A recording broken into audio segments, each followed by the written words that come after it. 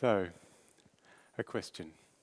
At the end of an emotionally wrought day, how can any man ensure that his kindness and tenderness will overcome his anger and capacity for violence? You know, in the whole world, wherever anyone takes the trouble to look, wherever there are people living together, we can find a problem with domestic violence, with physical, intimate partner, family and community violence.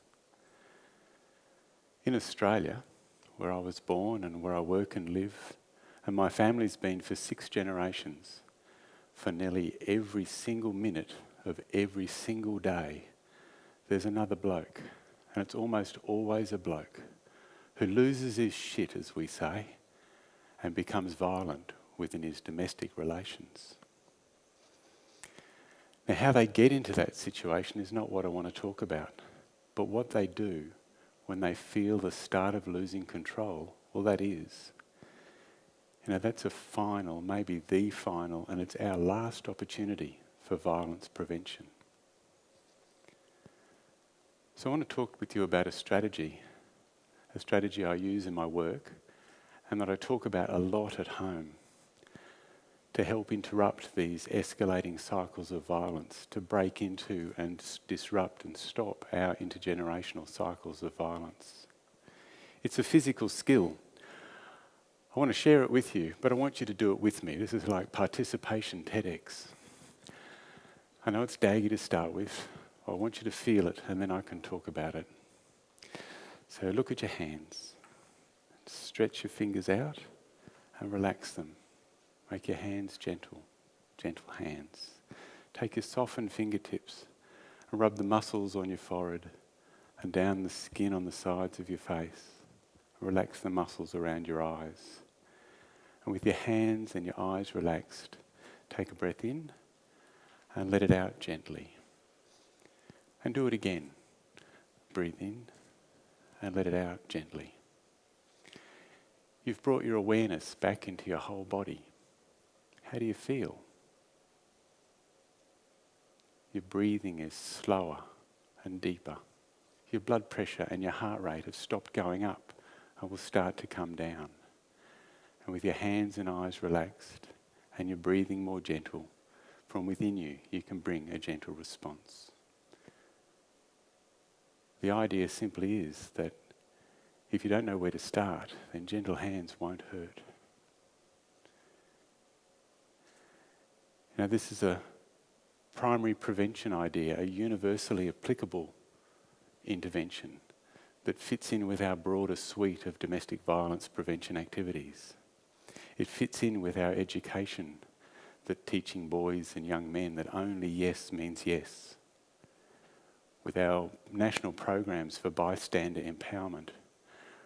With all of our policy settings and strategies that are ensuring women's equality, and for all of the bystander and domestic violence awareness raising programs. But it's a practical skill. It's something that can be used immediately by anyone, anywhere. All they have to do is know about it. You know, this little phrase got invented about 10 years ago now in a community project in a little rural town. A group of men, some Aboriginal health workers and me, we had to do a project. We had to find and make a public health resource, something to go with the how to stop smoking, how to improve your diet and recognise stroke and lots of other things that we'd got from other people. We talked and we decided we needed to do something that was going to be concrete, helpful and be something we could use straight away and something that we really needed. And when we thought about it, we really wanted to make something that would help people stop fighting. So we made a plan and we talked to people who we thought would have some experience in this matter, some people that knew what that was going on and talking about what would help them to interrupt their escalation, to disrupt their violent responses and their anger. We asked the men who'd been fighting and they suggested gentle hands would help. And the women who had been fighting, they too suggested that the gentle eyes was an important step for them. And everybody, all the elders and youth we could speak with and any professionals we could find, agreed with the gentle breaths. So the Gentle Hand strategy was born in the dusty shade of the Coolabahs in outback Australia. And with their permission, that whole group, I've been using it in my work ever since. I get to work as a doctor, a country doctor now. And for me, it's probably the best job in the world. I get to see lots of people with all sorts of illnesses at all ages. And I get to see lots of people who've been hurt and lots of people who've hurt. And almost all of them, in some way, are still hurting. And I've got lots of other experiences as well, away from work as a son and a brother, a partner and a father, a grandfather now, an uncle, a cousin and a nephew, even an ex-husband and a friend. And in all those relationships, I don't think I'm any better than anyone else really. That's not for me to judge. I'll leave that for others to say. And they, and maybe all of you, can write a comment below. What really matters though is what I do. Sometimes at work I write gentle hands, gentle eyes, gentle breaths, gentle response. I write on a post-it note because that's what I've got. And I give it to somebody who I've been talking to take away.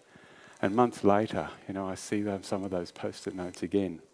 They're folded and frayed and they've been used and referred to because it seems to be a strategy that really works with people who want to change. And it's talking with them and drawing on all of these experiences that gives me the courage to stand here and share it with you. Our collective task is to enable each other to reflect with honour, to be able to look back and look in the mirror and not feel ashamed. And this is what we need to do with each other and for each other. So if you reach a point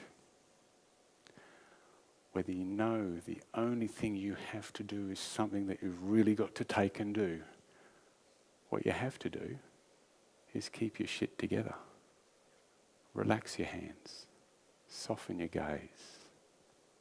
Breathe. Remain calm. Keep your power within.